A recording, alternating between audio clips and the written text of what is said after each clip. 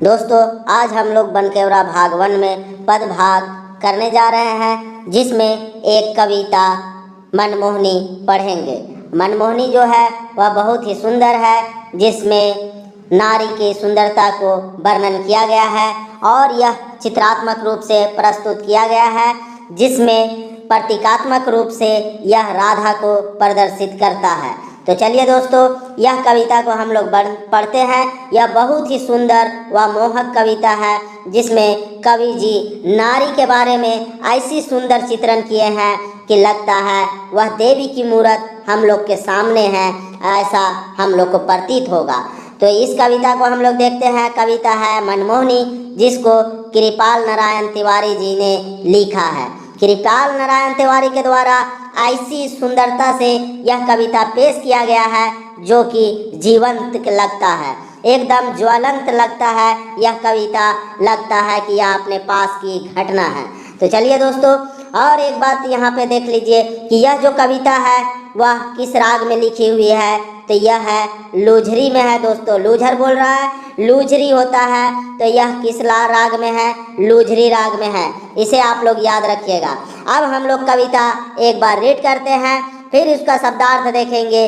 उसके बाद हम लोग भावार्थ की बात करेंगे। भावार्थ होने के बाद हम लोग एक एक करके प्रश्न उत्तर करेंगे दोस्तों। तो चलिए हम लोग कविता रीड करते हैं। लौके लहटी पर काला, दोनों हाथे गोय। लौके लहटी पर काला, दोनों हाथे। खोपा में खोसल झीका, मांग में लौके टीका। काने कुंडल झूमे वाला, दोनों हाथे गोय। लौके लहटी पर काला, दोनों हाथे। खमिया चमके गले, काजर कटाच परे। पीठ में लोरत बेनी काला, दोनों हाथे। लौके लहटी पर काला, दोनों हाथे। देखी के ऐसन रंगे, कृपाल कर अंगे तरंग। कृपाल कर अंगे तरंग गोविंद जी के लाला, दोनों हाथे गोय। लौके लहटी पर काला, दोनों हाथे। तो दोस्तों, यह रहा कविता। कविता हम लोग रीड कर चुके हैं, जो 4 पद भाग में दिया हुआ है। अब हम लोग इसकी शब्दार्थ की बात करते हैं। शब्दार्थ देखते हैं दोस्तों। लहटी, लहटी जो बार बार कविता में आया है। यहाँ पे देखिए लौके लहटी है, तो यहाँ पे लहटी का जो अर्थ है वह क्या है? हाथ कर कलाई में पिंधे वाला गहना, मीन्स के हाथों की कलाई में पहनने वाला एक प्रकार का गहना है, जिसे लहठी कहा जाता है। आप लोग याद रखिएगा। अगर इसको हम लोग देखेंगे तो लहठी जो दोस्तों लाह का जो चूड़ी होता है, उसी को ही लहठी कहा जाता है। लाह का जो चूड़ी बनता है तो उसे ही लहठी कहा जाता है। आप लोग याद रखिएगा। परकाला, परकाला का अर्थ होता है आईना, अर्थात शीशा। और झीका जो होता है दोस्तों, वह होता है केस में खोसने वाला गहना, अर्थात बालों में लगाने वाले गहना जो है उसको झीका कहा जाता है। झीका का अर्थ हुआ बालों में लगाने वाला गहना। खमिया क्या होता है दोस्तों? खमिया बाह में पहनने वाला गहना। बाहों में जो लगाने वाला गहना होता है उसे खमिया कहा जाता है। बेनी क्या होता है? तो जो भी बाल होता है, बाल को जब गूंथ देते हैं तो वही बाल को क्या कहा जाता है? बेनी कहा जाता है, अर्थात चोटी को ही क्या कहा जाता है? बेनी कहा जाता है। तो आप लोग याद रखिएगा, चोटी या गथा हुआ बाल, इन दोनों को बेनी कहा जाता है। चलिए अब हम लोग शब्दार्थ देख चुके हैं। अब हम लोग सीधा एक एक पद भाग पढ़ते हैं और उस पद भाग का हिंदी अनुवाद करते चलते हैं। पहला पद हम लोग देखते हैं। पहला पद है लौके लहठी पर काला, दोनों हाथे गोय। लौके लहठी पर काला, दोनों हाथे गोय। इस कविता में दोस्तों कवि जी ने सुंदर नारी की चित्रात्मक विशेषता को वर्णन करते हुए कहते हैं कि जो सुंदर नारी है उसके दोनों हाथ गहनों, अर्थात एक प्रकार की चूड़ी जो कि लाह की बना हुआ है, उससे भरा हुआ है, जो शीशे की तरह चमक रही है। ठीक है दोस्तों, यहाँ पे कवि जी जो है वो लौके लहठी परकला, अर्थात ये परकला जो आईना है, आईना की तरह उसकी लहठी जो है, उसका जो चूड़ी है जो लाह का बना हुआ है, वह आईने की तरह चमक रही है। कहाँ? उसके दोनों हाथ में। किसके दोनों हाथ में? गोई अर्थात उस स्त्री के दोनों हाथ में। गोई यहाँ पे स्त्री के बारे में बात किया जा रहा है। एक सुंदर नारी अर्थात प्रियतम कह सकते हैं, एक सुंदर नारी के रूप में उसके जो दोनों हाथ हैं उसमें वह जो लाह की चूड़ी पहनी हुई है वह शीशे की तरह चमक रही है दोनों हाथों में। तो यही कहा गया है। इसको अगर हम लोग वाक्यों के साथ देखेंगे तो कैसा देखेंगे? इस कविता में कवि सुंदर नारी की चित्रात्मक विशेषता को वर्णन करते हुए कहते हैं कि जो सुंदर नारी है उसके दोनों हाथ गहनों अर्थात एक प्रकार की चूड़ी से भरा हुआ है जो शीशे की तरह चमक रही है। अगला पदभाग देखते हैं दोस्तों।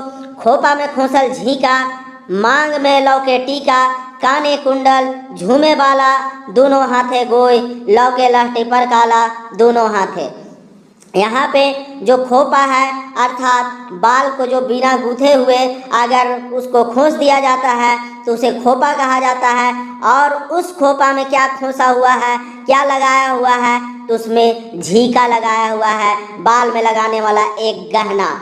और मांग में क्या लगा हुआ है? मांग में टीका लगा हुआ है उस स्त्री का। और कान में क्या पहनी हुई है? कान में कुंडल पहनी हुई है और जो झूम रही है बाला की तरह। क्या झूम रही है? वह जो कुंडल पहनी हुई है बड़ा बड़ा, जिस तरह से सानिया मिर्जा का जो कान का झुमका होता है वो बड़ा होता है, कान का जो कुंडल होता है वो बड़ा होता है, बाले की तरह होता है, तो वह झूमते रहता है। ठीक वैसे ही दोस्तों यहाँ पे आप लोग सानिया मिर्जा को देख के इससे कंपेयर कर सकते हैं। और इसका जो दोनों हाथ में जो लहटी पहनी हुई है वह लहटी जो है, वह जो चूड़ी है, जो लाह की चूड़ी है, वह आईने की तरह क्या कर रही है? चमक रही है। अब हम लोग इसको हिंदी वाक्यों के साथ देखते हैं। बालों अर्थात खोपा में झीका, मांग में टीका, कान में कुंडल जो कि बाले की तरह, और दोनों हाथों में लहठी जिसके चलते वह सुंदर स्त्री जो है वह आईने की तरह चमक रही है अर्थात आईने की तरह खूबसूरत लग रही है। अगला पदभाग देखते हैं दोस्तों। खमिया चमके गले, काजर कटाच परे, पीठ में लोरत बेनी काला, दोनों हाथे, लौके लहठी पर काला, दोनों हाथे। यहाँ पे जो खमिया है दोस्तों, खमिया बाह में पहनने वाला एक प्रकार का गहना है। और यह जो खमिया है उसको वह पहनती है और आँख में काजल लगाती है। और वह जब चूड़ी अपना चोटी को गूंथ लेती है तो वह चोटी उसके पीठ में झूलते रहती है जो कि एकदम खूबसूरत लगती है। और हाथों में, दोनों हाथों में लाह की चूड़ी पहनी हुई होती है।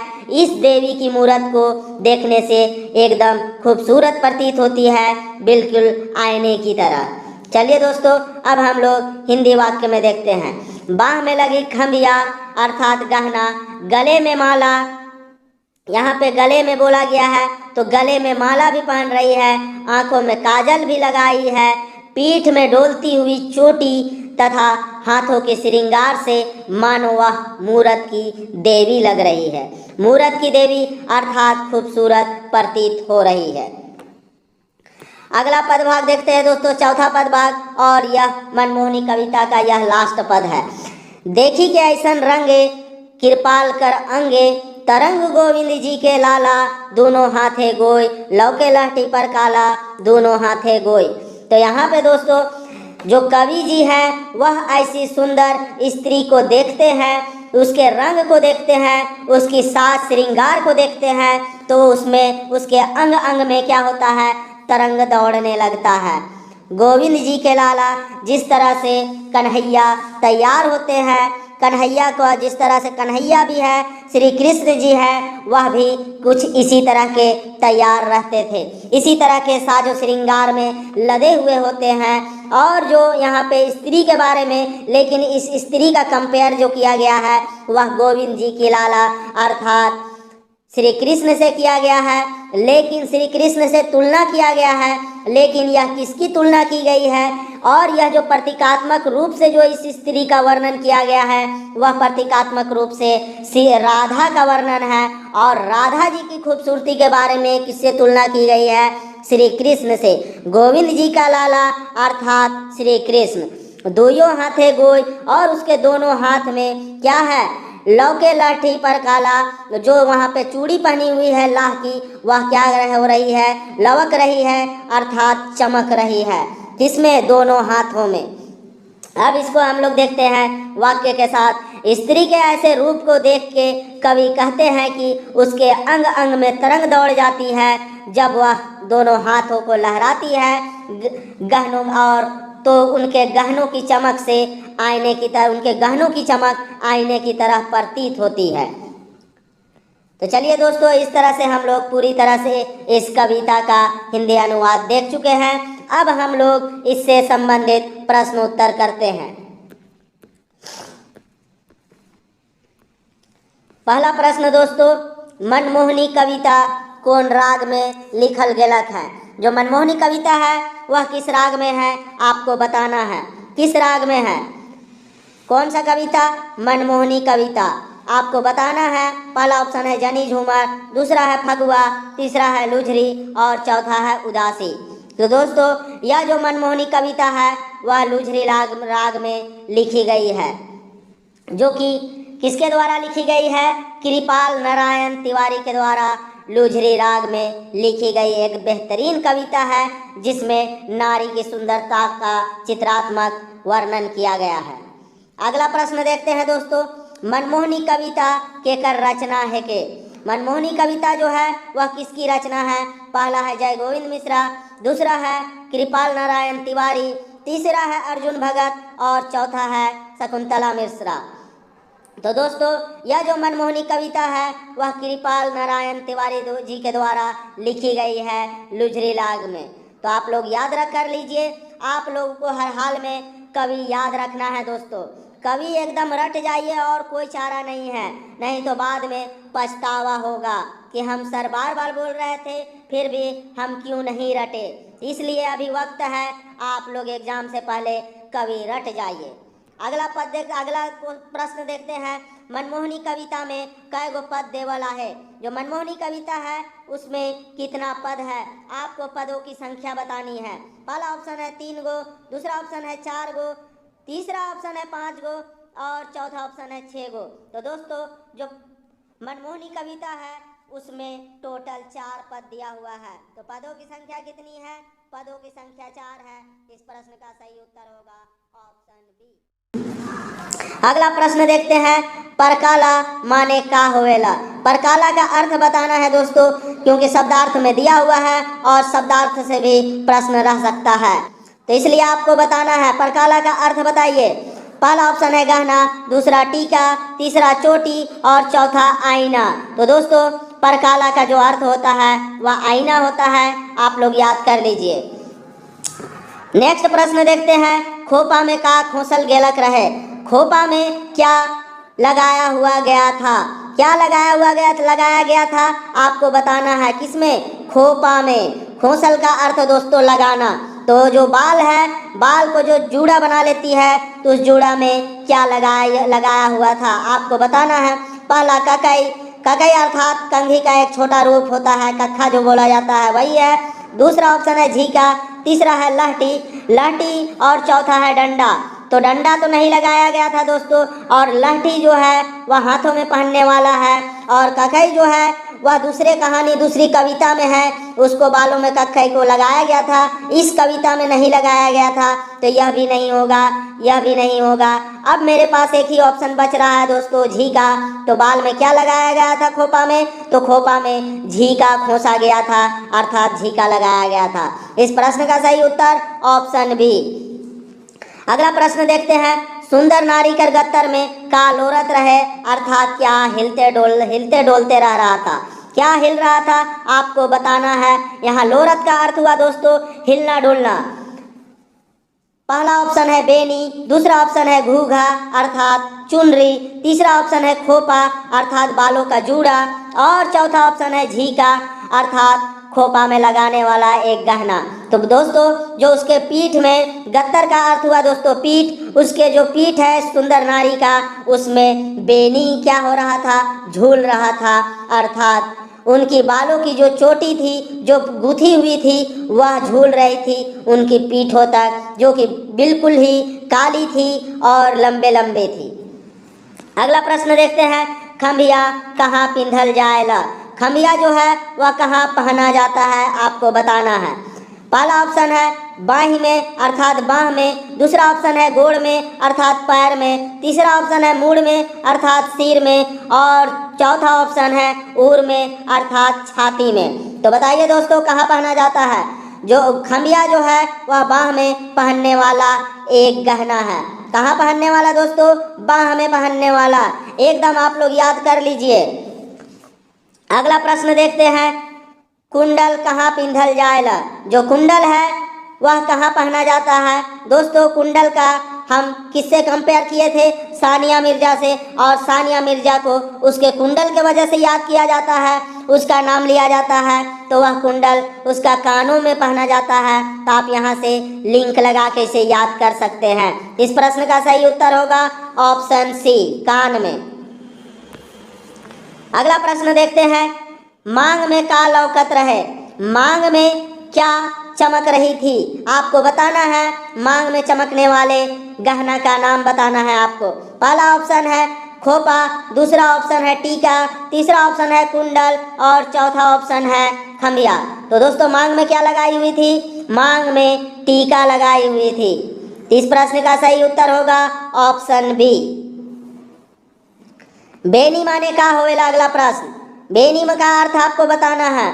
पहला ऑप्शन है गांथल केस अर्थात गूथा हुआ बाल, दूसरा है बिखरल केस अर्थात बिखरा हुआ बाल, तीसरा है खोपा बनाल केस अर्थात जूड़ा बनाया हुआ केस, और चौथा है रंगल केस अर्थात रंगा हुआ बाल। तो दोस्तों, जो बेनी है, बेनी का अर्थ होता है गूथा हुआ बाल। गूथा हुआ केस, केस का अर्थ होता है दोस्तों बाल। तो यहाँ पे बाल कैसा बाल? गूथा हुआ जो बाल है, जो चोटी बनाया हुआ बाल है, उसी को ही बेनी कहा जाता है। अगला प्रश्न देखते हैं, कवि कर अंग अंग में काले तरंग दौड़े लागे ल। कवि जो है उनके अंग अंग में तरंग क्यों दौड़ने लगती है, आपको बताना है कि तरंग क्यों दौड़ती है उसके अंग अंग में। पहला ऑप्शन है नारी के सुंदर देख के, सुंदर नारी के देख के, मतलब कि सुंदर नारी को देखने के पश्चात। तीसरा ऑप्शन है बिजली लागत रहे, बिजली लागल से अर्थात बिजली का करंट लगने से। तीसरा ऑप्शन है सपना देख के अर्थात सपना देखने के पश्चात, और चौथा ऑप्शन है भगवान कर याद से, भगवान की याद करने के पश्चात। तो दोस्तों, यहाँ पे जो है कवि जी हैं, वह कवि के अंग अंग में तरंग क्यों दौड़ती थी? जब वह सुंदर नारी को देखते थे तभी उनके अंग अंग में क्या होती थी? तरंग दौड़ जाती थी। उसकी सुंदरता को देख के वह बिल्कुल ही मोहित हो जाते थे। अगला प्रश्न देखते हैं, मनमोहिनी कविता कौन किताब में देवला है। मनमोहिनी जो कविता है वह किस किताब में दिया हुआ है, आपको बताना है। तो दोस्तों, हम लोग बार बार इस प्रश्न को देख रहे हैं, तो यह बनकेवरा भाग 1 में दिया हुआ है। इस प्रश्न का सही उत्तर होगा ऑप्शन डी। अगला प्रश्न देखते हैं, लव के लाठी पर काला दोनों हाथे गोय, लव के लाठी पर काला दोनों हाथे गोय। ऊपरे देवल पद भाग कौन कविता कर है कैं। यह जो ऊपर पद भाग अभी हम लोग पढ़े वह किस कविता का है, आपको बताना है। तो दोस्तों, हम लोग मनमोहिनी कविता से संबंधित प्रश्न उत्तर करने जा रहे हैं, तो यह स्वाभाविक है मनमोहिनी कविता का ही होगा। इसलिए इस प्रश्न का सही उत्तर होगा ऑप्शन ए। अगला प्रश्न देखते हैं, काजर कहाँ लगाल जाएला। जो काजर है, काजर का अर्थ हुआ दोस्तों काजल, और काजल कहाँ लगाया जाता है, सभी को पता होगा काजल कहाँ लगाया जाता है। तो इस प्रश्न का सही उत्तर होगा दोस्तों आंखों में लगाया जाता है, तो ये आंख होगा। ठीक है, तो इस प्रश्न का सही उत्तर होगा ऑप्शन बी। अगला प्रश्न आते हैं दोस्तों, कविता में नारी कर कैसन वर्णन मिलेला। जो यह कविता है उसमें नारी का किस तरह का वर्णन किया गया है, आपको बताना है।